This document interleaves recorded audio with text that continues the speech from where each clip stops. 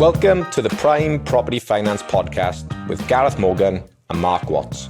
This unique podcast will dive deep into all areas of property investing finance, going behind the scenes with property professionals, investors and clients. Between us, we have 35 plus years experience in property finance. The podcast has been launched to share knowledge, mindset requirements and experiences of successful investors and professionals. We aim to simplify many of the complicated areas of finance and investing and provide valuable and easy to implement tips. Keep an eye out for our new longer episodes every Tuesday and our shorter ones every Friday. Hello and welcome to this week's episode of the Prime Property Finance Podcast. My name is Mark, and in today's episode we've got a guest who I've been really looking for to get on actually. It's a gentleman by the name of Anthony Davies. I've known him now for several years, although we've only actually met a couple of times. We actually met online through during COVID through an app called Clubhouse. And yeah, Anthony is a very experienced property investor, but we were really keen to talk to him because he's also a private lender. And in this episode, we wanted to dig down into some of the things that he looks into a transaction, because he doesn't lend in the same way that a bank does or a mortgage provider. He obviously has criteria, and I thought it's a really valuable exercise just to go through and understand some of the things that he will look at. So really looking forward to this one. We had a great conversation, loads to unpack. So I'll be quiet now, let this get on, have a listen to it, and yeah, I'll see you on the other side. Hello and welcome to this week's episode of the Prime Property Finance Podcast. My name's Mark and today we are joined with Anthony Davies. Anthony is the owner of 360 Capital, someone that I've worked a lot with in regards to lending, so lending private funds this time. So it'll be an interesting conversation in that regard. And he's got a varied background in property, very successful in property as well, amongst other areas, which I'm sure we'll cover off as well. So thank you very much, Anthony, for joining us. Do you want to just give us a quick introduction about yourself? Yep, thanks, Mark, and thanks for inviting me. So just to give you a quick intro to myself, I'm a qualified accountant. I did accountancy in industry, so I worked for some of the largest IT companies in the UK and the world, in fact. But I quickly then moved into sales. I found accountancy just far too interesting for myself and a monthly routine, so I moved into sales. But then since the early 2000s, or in fact, I started in property back in 93 in a small way, but I'm now a full-time property investor since 2007. I've done most things in property, and over the last over 10 years, I've been doing the lending side as you and one of the ways you and I have done business together on the lending side. So that's the background to me. I'm going to say I live in dual countries. I live in England and Wales. So I live in Birmingham or Bromsgrove, and I live down in Abergavenny, Abergavenny is where I'm from. And I'm down there every week. So I commute, shall we say. Yeah, fantastic. And I know your portfolio is split across the two. So yeah. Although, as we were talking about beforehand, that's been reshaped as we speak, I think it's interesting. I think, without giving my age away, I'm an older investor. And I think in the old days, it was A, how many properties have you got? And B, if you're selling properties, there must be something wrong. I don't think that's true these days. Well, it isn't true. And what we're doing, or what I'm doing, is restructuring my portfolio. So we are selling some stuff. I've sold 6 properties so far in the last 6-ish months. I've got some more up for sale, but I've also bought some properties, and we've got another one we're buying this month. So we're just restructuring what we do. I'm looking at the longer term. What do I want and how much do I need? And don't think you need to go to the graveyard with 100 properties in your still in the deeds for them, should we say? Yeah, no, and I've no doubt that could be an episode entirely in itself. As to rather than chasing vanity metrics in some cases, as you say, actually reconsidering what it is you want to do and so on and so forth. So, but today's episode, though, we are going to focus on the lending side of things, because I think that's really interesting. So we had Shawbrook on last week, 2 weeks ago, depending on when this one gets aired, and it was really interesting insight into how they lend and how they look at things. And clearly the way that you lend is similar in some regard, because you still need to be sensible about who you lend to and what you lend on and so on and so forth. But where they've got more structured guidelines and they can be creative within the boundaries of that, clearly you have the ability to make decisions that are more commercial, for want of a better phrase, off the back of that. So on that note, do you want to just talk us through the sorts of lending that you have done or you get asked to look at? That I've done. That could be more interesting. So I guess I first started doing private lending. I class myself as a professional private lender. What's the difference? I do lending every single day, as in going through it. So as we speak, and I only say this just so people have a scale of the size of this business. We've got just over 70 live loans as I speak, which means a loan book of just over £8 million. And as I was jokingly saying to you earlier on, and it's not a joke, actually, it's true, I'm a bigger lender than Lloyds Bank per employee. Okay, Lloyds Bank have 65,000 employees, I don't.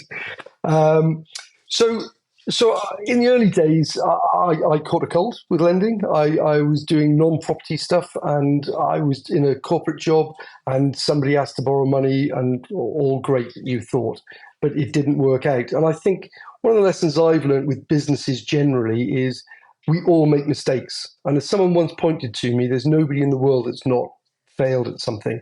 So if you look at a baby, they start to walk and they fall down. So should they never try and walk? Well, no, they go on and they try and walk. And I think I've come across people who say, oh, I don't like private lending, it didn't work. And it's like, well, why didn't it work? It's understanding how you need to put the systems in place and the controls. So I've taken that on board. I focus just on property lending. 99% of my lending is property. Why property? Because two reasons. A, there's the value in there that the profit they can make, but also there's a clear exit strategy. Typically, so people are buying a property or they have a property, they're going to refurbish it. When they've done that, they're either going to sell it or they're going to remortgage it. Hopefully, I'm not saying it always works.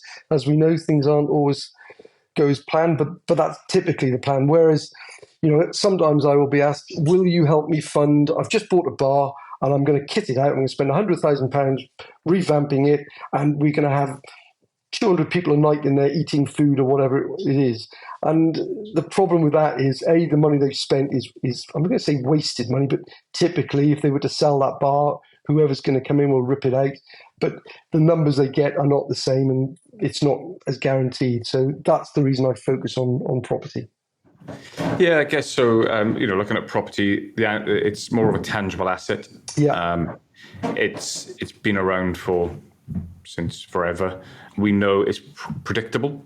Yeah. So, despite property crashes and everything else that gets spoken about, ultimately is very predictable. It's cyclical in nature. You're not going to see 90% of a value of a property disappear overnight and so on and so forth. I mean, yeah, if it falls down, but that's a different conversation. But so it's largely predictable and it's leverageable, so easily leverageable as well. So yeah, a great asset to be involved in. One that makes lending easier, not easy. Yeah. No. Choose my words carefully, but easier. Please do. Yes. So do you just want to talk us through then so typically when a deal gets presented to you, and perhaps you can let us know how deals get presented to you or where they come from, but some of the thought process that go into actually making a decision as to whether to lend or to walk away. Yeah, well, let's start off with where do the deals come from. I'm not going to say I'm the best known person in property, but I'm fairly well known in certain circles.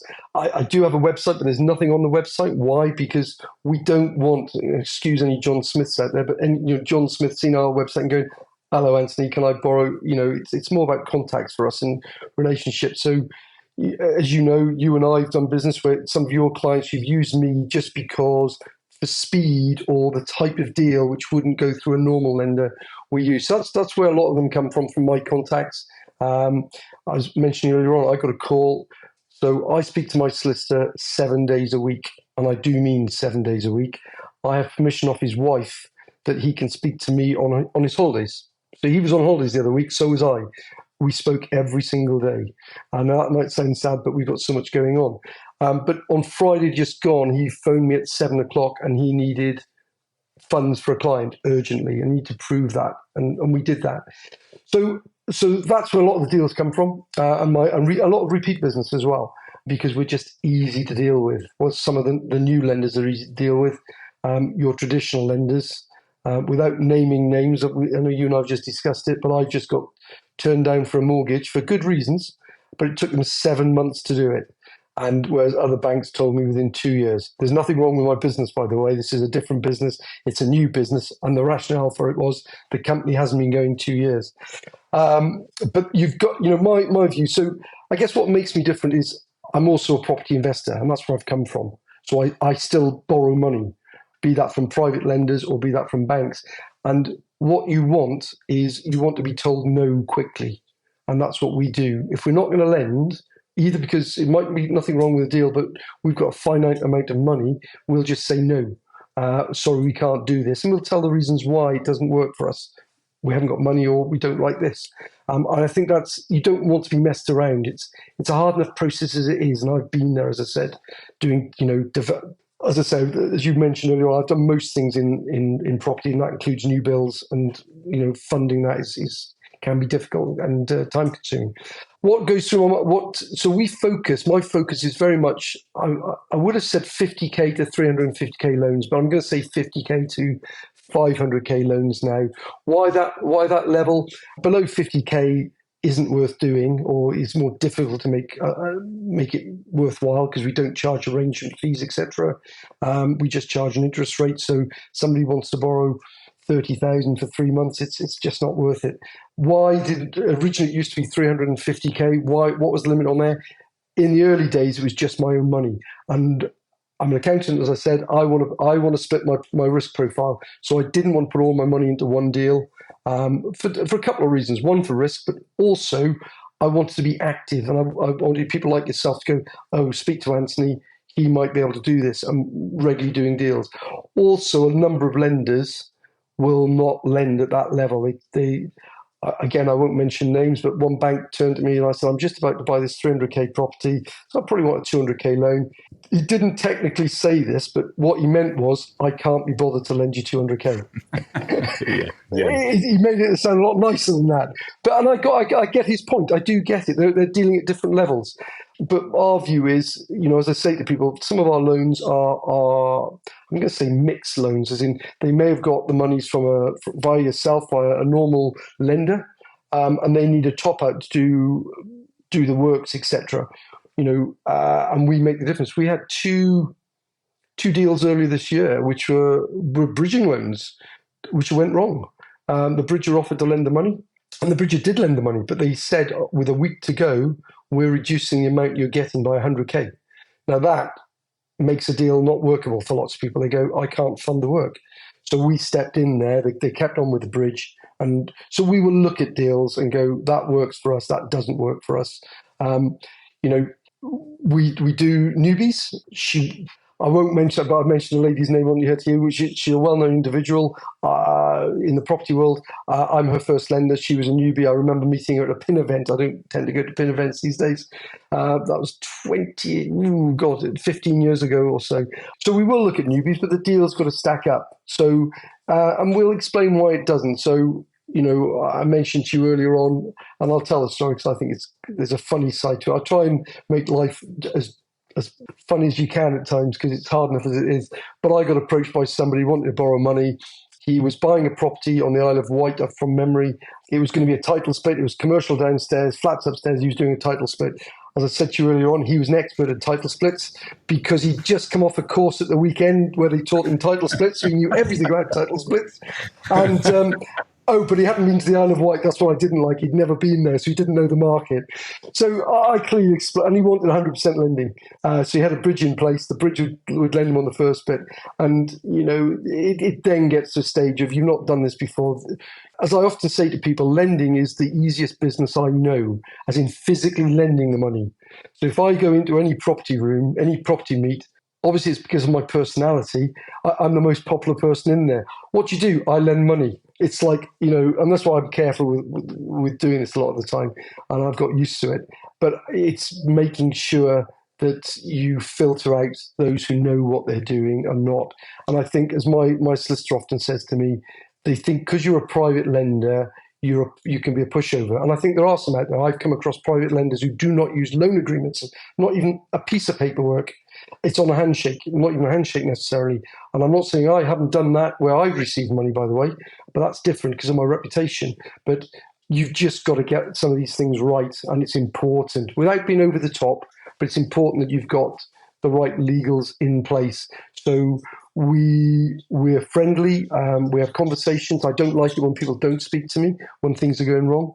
I think, some advice is always just, hey, this isn't working. I've got one at the moment. They're running some problems. The project's late, the valuation hasn't come in, but there's two of them at the moment. They're speaking to me and they said, can we do this? Can we do that? And I know what it's like. No, and within reason, we'll then go, okay, we can do this or this, and this is what we'll do.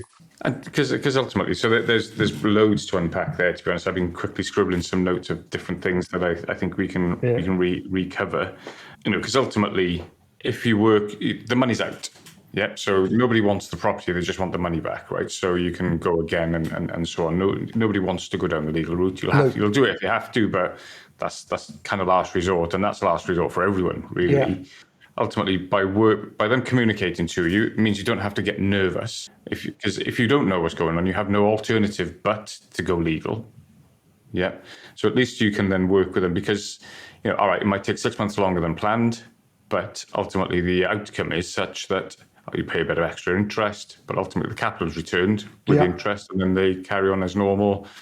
And so on, isn't it? So, and I get it. As I say, I've been there where I was doing, for me, a big development. It was stripping down a 10,000 square foot building of 3 floors, creating 8 flats and 10 shops. So I did what's called a CMO, a commercial multiple occupation, but this was a fair while ago. And I remember regularly waking up on a Monday going, by the end of this week, I've got to fine £30,000. And this is before I was doing money lending in the scale. So, and that was to pay wages and to pay bills. And as you know, in the construction world, if you don't pay the tradespeople and what have you, they won't be there the following week. So I know what it's like firsthand. But what also is important, so I know it's easy to bury your head, but what I would say to anybody, just be open with people. Well, not with everybody, I get that, but with the relevant people, like the people you're borrowing money with, because if you don't tell them anything, they'll assume the worst. And as I sometimes say to those few, and we do fortunately have few, because I think our process at the beginning stops us having the people you don't want to be dealing with, is you've chosen to go down the legal route. It's not me.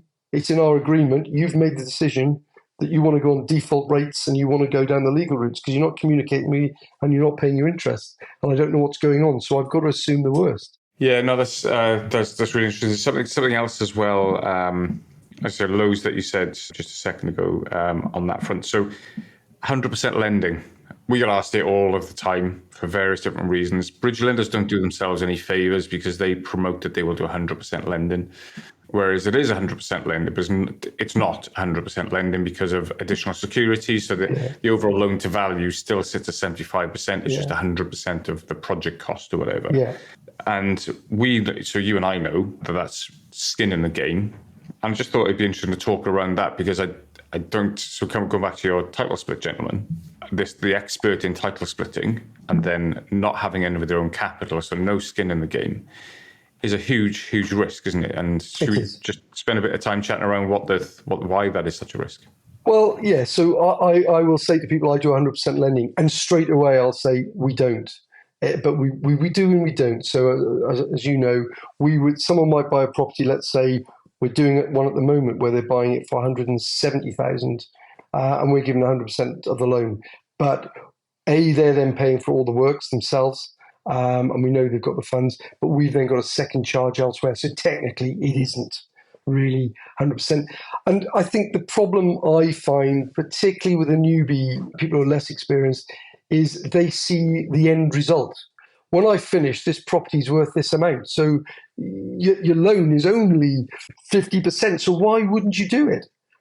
No, I don't have time to tell them why I wouldn't do it because it would go on forever. But as you know, it's like, well, I talk about a red bus, which I've already spoken to you offline about. Yeah. People say to me, why are you talking about a red bus? I'm only on about borrowing money. I said, the red bus is the bus that's going to knock you over and kill you tomorrow.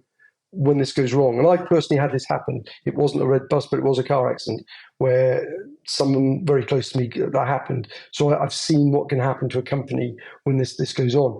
And I think people need to understand, I've involved with or tried to help somebody out. We unfortunately were not able to, where a bank has repossessed off him. And I can't go into the details, but he bought a house. He was a few months in, he'd stripped it back to brick and he was going to turn it into a HMO. Well, of course, the house now is unsaleable. Unmortgageable, sorry.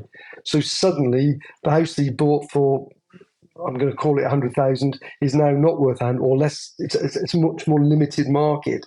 And people need to be aware of that. And I do get it now as a lender, why, the banks do what they do. Obviously, they're a lot more stringent, I'm going to say, and I'm going to say they don't know what they're doing, and please banks don't rush and have a go at me, but it's their head office that are making the decisions who don't know you as an individual. And it's, there are very few. I do have a bank manager at the moment, but that's because it's a private bank. But Lloyds Bank don't have bank managers. They have relationship managers who manage the relationships between the customer and head office. That's what they do. And head office will not speak to a customer. I asked that question the other week. He said, well, I'm going to go on holidays. I said, well, I'll speak to the person in head office. He said, they don't speak to customers. I said, whereas in my case, we speak to I'm the person who makes this decision. But I think, people got to understand that, sometimes if it's somebody we've lent to a few times, we know they're expert in areas, their portfolio sounds good, because obviously we take a PG, but you've got to be careful with personal guarantees. We'll look at that and go, and the amount of money as well affects it for us. If it's a small loan, we'll go, it's still a risk, but we'll take it because it's sub 100k, say. Whereas if someone wants to borrow, our largest loan at the moment is 750,000. If someone's at that level, guess what? We want to make sure everything is spot on and we've got great security. So it is important people understand that. But as I say, where some banks will not look at, okay, you've got another property over there, we could take multiple charges. We will look at doing that. Yeah, and coming back to that as well, then around the risk profile. So, yeah, if I've not put if I'm coming to you and going, Anthony, I need to borrow £200,000. I've got this cracking deal on paper. Everything looks good on paper. Hence the reason you're presenting it. We know there are going to be challenges through that process. Even, it may get to the end of the thing, but there will be challenges. That's life. I mean, there's challenges in all things that we do. And I guess the skin in the game bit is what you don't want is for your capital to be the only capital at risk. You want it to hurt them as much as it would hurt you if you went wrong. So it's not necessarily saying that we need 25% or we need this. And we have this conversation when it comes to business finance, which is slightly different, is we want the stake in the project to be as difficult for you as it would be difficult for us, meaning that you're going to fight hammer and nail to get this through to the end, and so on. So, I just think that's an important point because people underestimate the power of having your own money in a project. You'll work twice as hard to get it done. Like I've seen this in other businesses I've personally been involved with, and yes, they want to say, I've been involved with venture capitalists. I've even floated a company onto the AIM stock market of mine, but it's in venture capital, and it wasn't just blood. Your blood and sweat equity. They want to know what cash did you put into it, what have you got to lose here, and what will hurt. And there's a lot for that. You're absolutely right that it's not just it's another property. What the heck? I've got nothing in it. It's okay. I could have made my 100, but I won't lose anything. And you want it. It's not we want it to hurt, but I've got to protect mine and my co-lenders' monies as well. That's the most the most important thing for me as a lender is protecting our funds. So it's the security around that. No, definitely. And then something else that you touched upon as well was you don't have a minimum term. Obviously, lending money is in itself a business. It is. There has to be money made, and you make a margin as opposed, the same as every business, there is a gross margin, net margins, etc. off the back of that. And one of the things we often get is, I need just to borrow this money for a week, top and tail, bed and breakfast the money, and then you'll have your money back, and it's only 50 grand. Why won't you do it? And on paper, that is a perfectly sensible question to ask, and it works. I guess just for us to talk around the dynamics of the commercial side of that as to why that is really unattractive. And then the attractive option for you is really unattractive for the borrower because it looks disproportionately expensive. So yeah, just thought we'd chat around that bit. Okay, so the shortest time I've lent money for is 30 minutes. I sent the money to somebody, I'm going to say by mistake. It wasn't by mistake. He asked me to send the money, and then he phoned me up, but he didn't get through to me. He said, I don't now need it. So he sent the money straight back to me. He had a meat company as well, and a butcher's company, and he sent me some lovely steak, a box of it as a thank you. That was my interest. So you're right. We do get asked for money short term, and you legally. So whilst we have a minimum term, I'm saying minimum interest of 3 months. So you can't stop people from paying money back. So if we lend money and they pay it back after a week, they can. But our legals will state they've got to pay 3 months worth of interest, because we deem that makes it worthwhile us doing it. One of the reasons of short-term lending is difficult is the same amount of work goes into it, as in doing our research and making sure the deal stacks up if things were to go wrong, the legals, etc. But also the risk profile. Someone wants, let's just say it's 100k for 24 hours or a week, whatever that might be. I'm doing one at the moment. Well, I'll come on to one now in a second. But we're still risking the 100k. The fact it's only there for a day, it's still 100k of risk. And you want to pay us a few £100 for that. It's just not worth the time, the effort, and the risk. So now where we do it, and I guess I'm going to say this because I want people to borrow from me, which we have a lot of, but we will do it with some existing clients where they'll come to, we've got to know them, and there's a good relationship there. And we'll then look at it and go, okay, fine. We're doing one at the moment. He needed the money. He's doing a big project. He wanted the money for 2 weeks to 4 weeks. And I said, okay. And he knows what he's borrowed off me a few times. I said, tell me what your rate is. And he came up with a rate, which we agreed to. That was 9 months ago that he borrowed the money for 4 weeks. Okay. Things don't always happen to plan. And I won't go into what's gone on there. It's a good project, and it'll all happen fine. So we're chilled about it. But like you said, it doesn't matter how, and this person's experience, doesn't matter how experienced you are. There are some things outside of our control, be that a COVID or interest rates, etc. And sometimes they're inside our control, but we just can't handle it. So from a lender's perspective, sometimes people ask me, I'm not trying to be flippant here, they'll say to me, I'll say I wouldn't lend on this deal for a particularly a good reason, I think. And they say, firstly, they'll ask me, well, could I speak to some of your lenders? And I go, you're not having my black book, for obvious reasons. And they don't want to speak, my co-lenders do not want to speak to them. But secondly, they'll say to me, where do you think I could get the money from? And my answer to that is it's family or friends or people who don't know what they're doing. And I'm not, literally, and you will find them. And I'm not saying that's right, but there are people who lend money. And if again, I'll come on to, because I would look at alternative solutions for people rather than using me or other lenders. And it could be family and friends. And family and friends can be difficult because you're now crossing a boundary of family and friends to business and money lending, and particularly money lending. One of my best friends who's particularly wealthy, he will not lend me anything.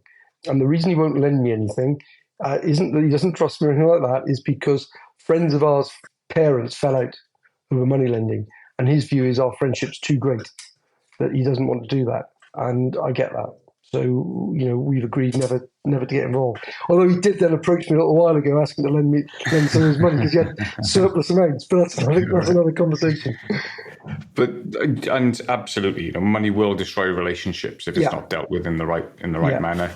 And unfortunately, whilst trust is a huge part of this, it no matter if you're borrowing from a bank, borrowing from yourself, or borrowing from family, trust still plays a huge part. It's just more formally checked, depending on where you're at. But I think the problem is the trust side is too heavily weighted on the family conversations. Correct. And then it's not backed up with legal processes and actual formalising that arrangement.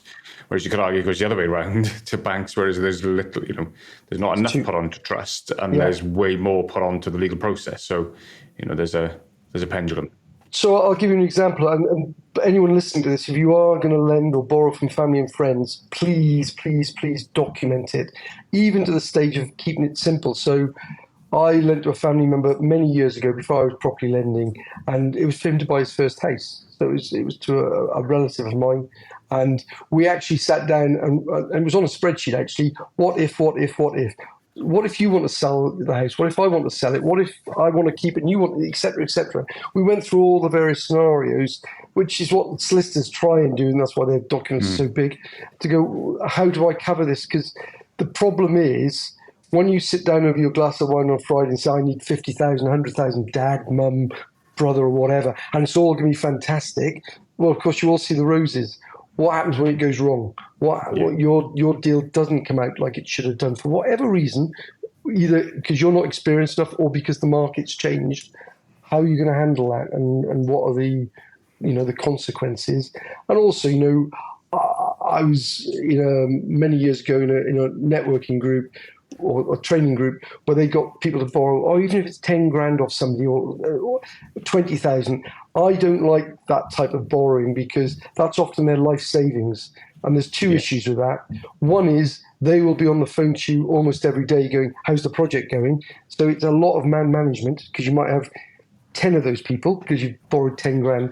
Secondly, it's their life savings. And I think, that's, we don't. All my co-lenders are high net worth individuals. Yeah, and we know, as you say, things go wrong, and you want that ability. You don't want that to end. As you say, to end badly for someone. Yeah. Nobody wants to lose money, but no, obviously, and so on. Well, I was always going to say, but the people I deal with, as in my lenders, they're business people. They know the things can go wrong, and it's just being I expect my borrowers to be open with me. I'm open with them. Not that we've had any problems, by the way. We've never lost any lenders' monies, but it's being open. Hey, there's a delay here. This is, most of them. The good news is most of them actually don't want them my lenders to repay. They want the money kept out there. So it's always funny if as a lender there's a catch-22. You want to know it's secure and they can repay it. But actually, when you say, oh, they can repay, oh, really? Oh, what's the next deal? When can we lend more funds out? Because they got used to receiving the interest. Yeah, definitely. And then repeat borrowers as well. So I guess whilst you'd think that the process is easier because you know the person. So, we spoke about, you'd have a look at who is it that I'm lending the money to? What is their track record and that sort of stuff? And you might be on your third, fourth, fifth deal with that individual, for example. And then and we get it as well when people are coming back to us, for the fourth, fifth time, etc. Yes, our questions around them are a lot lighter because we know 18, 90% of the information. Perhaps we're only recapping over 10% of the changes. However, it's a different deal. So, it's very easy to fall into the trap of, this guy, no. Actually, a deal just has the propensity to go wrong. If it's not well thought out, the person themselves, if it's a fifth deal and they've had 4 successful ones, may get complacent and think, this is easy. And, so there is still a level of due diligence that has to go into it, which I think people think, well, come on, I've done this loads of times. It's a carbon copy of the one down the road. It's like, well, yeah, but the local conditions have changed, or labour costs have gone up, or, there are other dynamics. So I guess from your perspective, whilst repeat borrowers are fantastic, you've still got to be diligent around the project that you're lending to. Absolutely. And we do, I might be doing one, I will be doing one tonight or tomorrow morning, and it will be quick for various reasons. And he's someone who's had a number of loans off us. But you're right, there is that due diligence still required. You've still got to check out, have things changed, on going to company's house, which I live on, and is there a charge, or they haven't filed accounts, etc., checking CCJs, all this sort of stuff. And just because they've successfully done X number of projects, they might have forgotten that this is another project, but it is different. It's a different type of project. As you and I know, had discussions in our distant past where people go, oh, it's a HMO, it's the same. Well, no, a HMO is very different. I say to people, last year I worked out I had 9 different businesses. Now, most of those are property related, but commercial rental compared to buy-to-let rental is completely different. The laws are different. The agreements are all different. I do HMOs, I do Airbnbs. They're all different. So, but it's rental. It's property. You're renting property out. Well, yes, I am, and I get the money the same way. But everything else about it, the way you advertise it, etc., it's all completely different. And I think it's the same with the projects. You've got to be careful. Yes, you've been successful with that, but you're now trying to do something different. Some of it's transferable, or it could be that something else happens, that their team changes. Suddenly they've had I've had this happen before, they've had a great team of builders, contractors they've had in, and then suddenly for whatever reason that contract is busy or has died or they've fallen out. And they think they can just replace it. And of course, the other team is not as good. Yeah, and there's so many reasons why it could be almost of an identical project, but as we all know, you don't really know what's going on with that building until you start pulling it apart. Correct. There's some surprises and just things happen, personal circumstances can change, and all that sort of stuff. So yeah, that was a point just worth making, I think, because people just assume it's like the cookie cutter approach, which we all want, but the currants are in a different place in the cake, even though the cake looks the same, So that's the sort of analogy, I guess, on the front of it. And it's, as you and I have discussed before, it's important to get it right. You lose one deal of 100k, that takes some making up. And we also, whilst we want to make our lending easy or borrowing easy for people, we also don't want to lend to people that shouldn't be doing projects. I'm not saying we can get that. I'm not there to give them business advice, etc. But sometimes we go, this isn't right. And you maybe shouldn't be doing this, but that's, who am I to judge is another way. But it's being it's doing the right thing by them as well. I suppose I'm funny. I had exactly the same conversation on Friday with a client going to buy a property at auction. And look, it's not for me to say whether you should go to auction or not. Absolutely not. But it is my choice whether I want to be involved in the transaction. And if there are too many red flags, then I'm not getting involved, and we're not the person for you, effectively. So, and that was an instance of somebody had sourced this property at auction. I think I'd seen it online and had made a decision within a couple of hours that they were going to buy. Now, I get that is doable, but on your first ever project, you're asking for a few different things. Didn't fully understand how development finance worked, despite a fairly lengthy conversation around how it worked. And I get it; it's not straightforward. For your first project, development finance can really complicate matters. Coupled with a 28-day element and having to pay 10% on day one, was under the assumption that it was on guide price of 120 and was going to be, top bid was 130, I think, from the client. Property value with only 30 grand's worth of work was going to be something like 280. Instantly you think, well, if that's that good a deal, then it's not going at 130, it's going to go at 150, 160, 170, whatever. All of the noises were, and I genuinely, I don't think you should be racing on your first project into an auction without having read the legal pack, hadn't sent a builder in yet to have actually checked the work that was on the top of his own, off back of fag pack again. But Mark, it only needed £30,000 spent on it, guaranteed. So, and then you go in, look, as I say, it's not for me to say whether you should or shouldn't be buying at auction. I think we came to the conclusion collectively that actually go and find one on the market. If it doesn't go the way it's planned, you can walk away without the 10%. Yes, you might have paid for a valuation. Yes, you might have started the legal process, but you can walk away from that scenario. Yeah, I don't mentor people, although I am informally mentoring someone at the moment who I lend to, but he's a young guy who's very, very good. But it really is informal. I don't do it because I don't have the time, etc. But I think it's getting it right, as you say. There was somebody who rang me up for some funds. They bought a property. Now, in fairness, I thought it was great that they'd done this because they'd been on a course, and the course person said, you've got to take action because so many people don't take action. And I do get that, but you've got to take the right action. And so they bought at auction and a property which sounded really good in an area that was 40 minutes or an hour away from them. They didn't overly know the area. They didn't know any trades in the area. They'd never been to the property before buying it. And you go, okay, and we wouldn't lend on it. There was a few things they didn't know enough of the detail on it. And, typically for different reasons, we don't lend on auctions.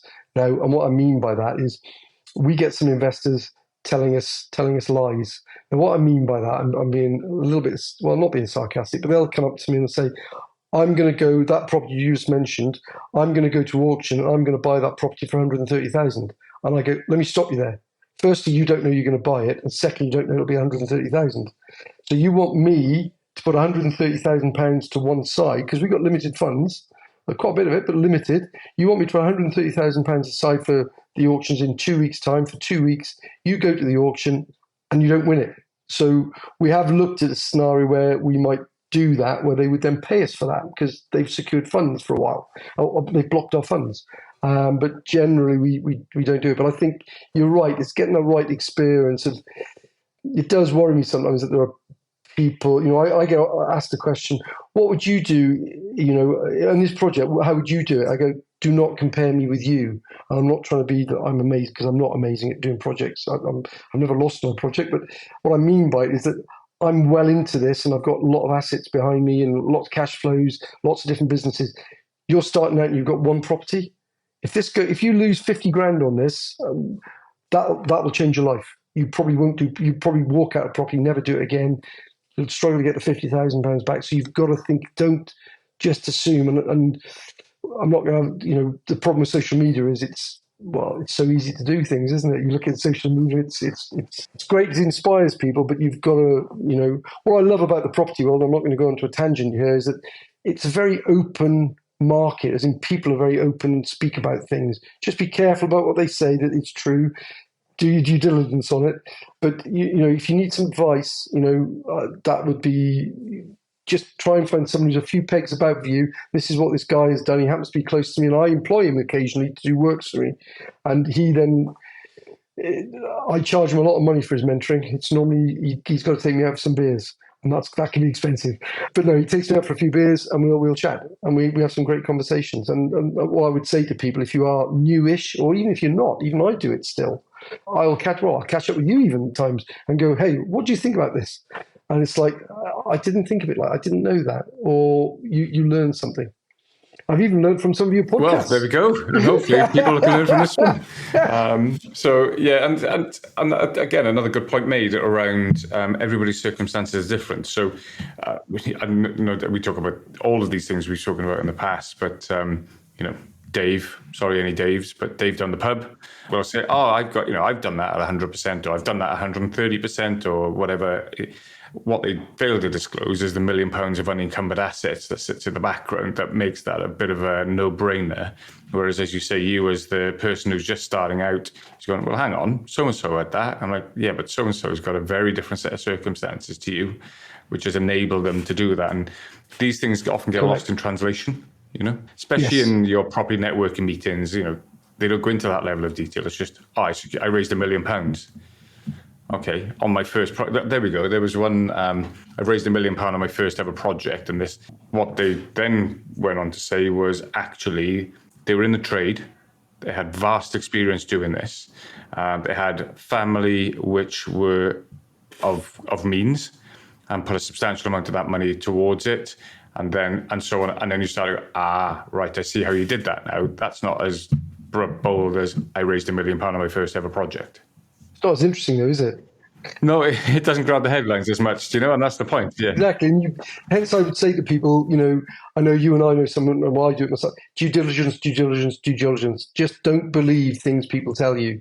Do look at okay, I'm not going to go into how do you find this out, but you've got to look at things. Is that true? And it's not that the people necessarily not telling you the truth, but they're not telling you everything because it's not the right environment. Why would they? As I say, it's there for a purpose. Yeah. Two other things that I just want to cover off as well, which we haven't in particular, that has already been mentioned, so I just want to bring them back, is pricing. So very often people get hung up. Is hung up the right word? But people look at the number on the page and then are like, that's expensive. So you just have a conversation around the cost of funds and ultimately what it facilitates. Yeah. So, as I mentioned earlier on, the reason I do property is the numbers are there. And I think, we're trying to deal with people who can make their project makes money. And therefore, we're not in an industry where margins are tight. I'm not saying that all deals are profitable, by the way, and all deals are as good as you want them to be, but the numbers are bigger typically in property.